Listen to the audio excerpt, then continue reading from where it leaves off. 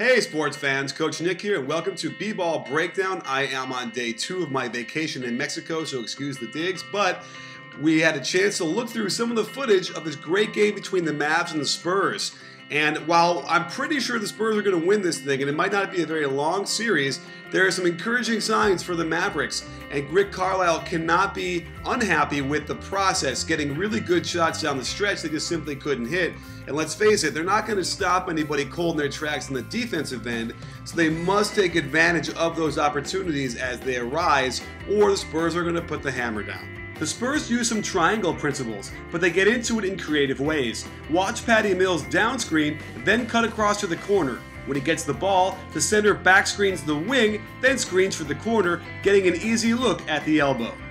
Next, they run a truly old school set where they bring Duncan out high, cut Diaw to the elbow, then split right in front of the post. This gets an open 3 for Diaw, but he's greedy and gets an even better look for Duncan deep in the post.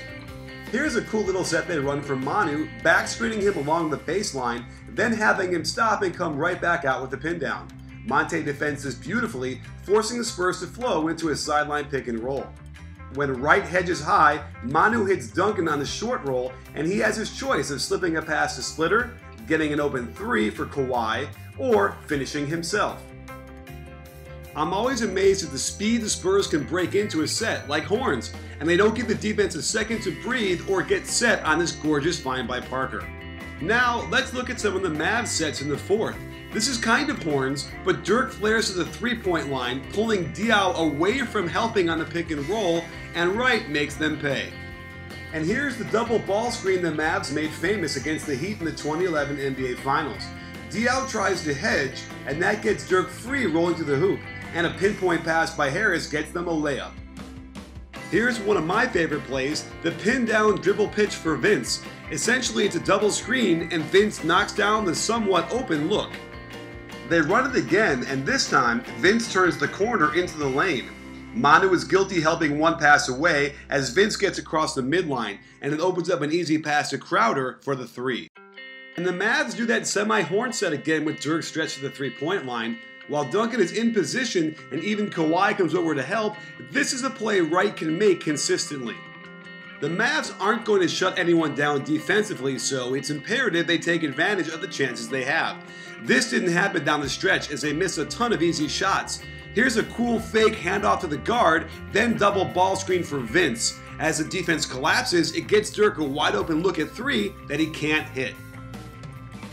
Tie game, they go to their bread and butter pin down for Dirk. Great look, but it rattles in and out. Next, they turn to their lethal Dirk-Monte pick and roll combo, and it gets Monte a great look at a 3.